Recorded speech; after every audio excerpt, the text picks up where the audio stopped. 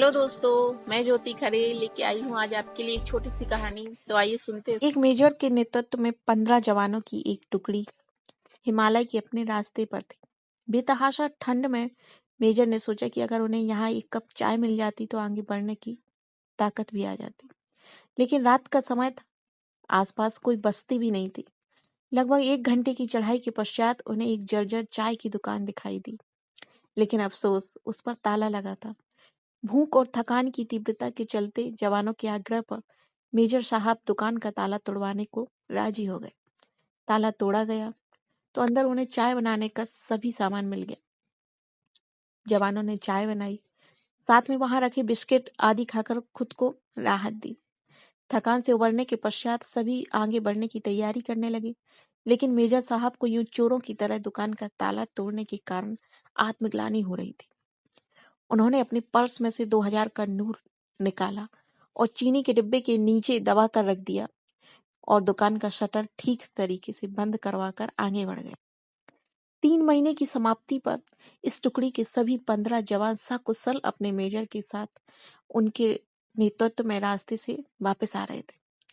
रास्ते में उसी चाय की दुकान को खुला देखकर वहां विश्राम करने के लिए रुक गए। उस दुकान का मालिक एक बूढ़ा चाय वाला था, जो एक साथ इतने ग्राहकों को देखकर खुश हो गया और उनके लिए चाय बनाने लगा। चाय की चुस्कियों और बिस्किट के बीच जवान बुजुर्ग चाय वाले से उसके जीवन के अनुभव पूछने लगे, खास तौर पर इतनी बीहड़ में दुकान चलाने के बारे में। बुजुर्ग व्यक्ति उन्हें कई कहानियां सुनाता रहा और साथ ही भगवान का आभार प्रकट करता रहा। तभी एक जवान बोला, बाबा, आप भगवान को इतना मानते हो? अगर भगवान सच में है तो फिर उसने तुम्हें इतनी बुरी हालत में क्यों रखा हुआ है? बाबा बोला, नहीं साहब, ऐसा नहीं है। भगवान मेरे बारे में हमेशा सोचते हैं। भगवान तो है और सच में है, मैंने देखा है। आखिरी वाक्य सुनकर सभी जवान कौतूहल से बुजुर्ग की ओर देखने लगे। बाबा बोला, साहब, मैं बहुत मुसीबत में था। एक दिन मेरे इकलौते बेटे को आतंकवादियों ने पकड़ लिया और उन्होंने उसे बहुत मारा, लेकिन उसके पास कोई जानकारी नहीं थी, इसलिए उन्होंने उसे मार पीट कर छोड़ दिया। मैं दुकान बंद करके उसे हॉस्पिटल ले गया। मैं बहुत तंगी में था साहब, और आतंकवादियों के डर से किसी ने उधारी भी नहीं दी। मेरे पास दवाइयों के पैसे भी नहीं थे और मुझे उम्मीद भी नजर नहीं आ रही थी।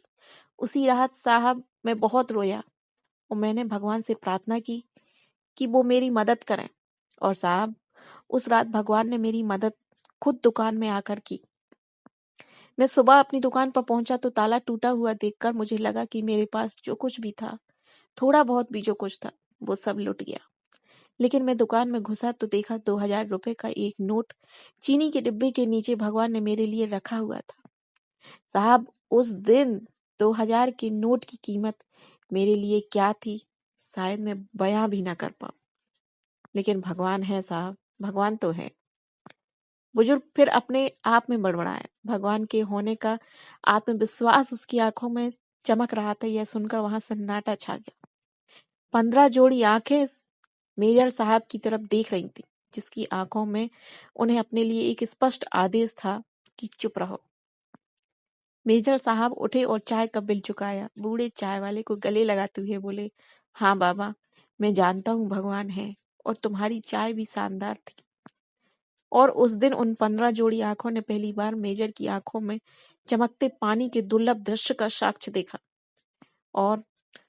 और यह सच्चाई यह है कि भगवान हमें कब किसका भगवान बनाकर कहीं भेज दे, ये खुद हमें भी नहीं पता। शुक्र करें कि भगवान ने हमें किसी की आस्था को दृढ़ करने के लिए चुना है और अपनी आस्था दृढ़ करने के लिए भजन और सुमिरन करते रहे। तो दोस्तों, आपको एक छोटी सी कहानी कैसी लगी, कमेंट करके जरूर बताइए। अगर अच्छी लगी तो लाइक कीजिए, शेयर कीजिए।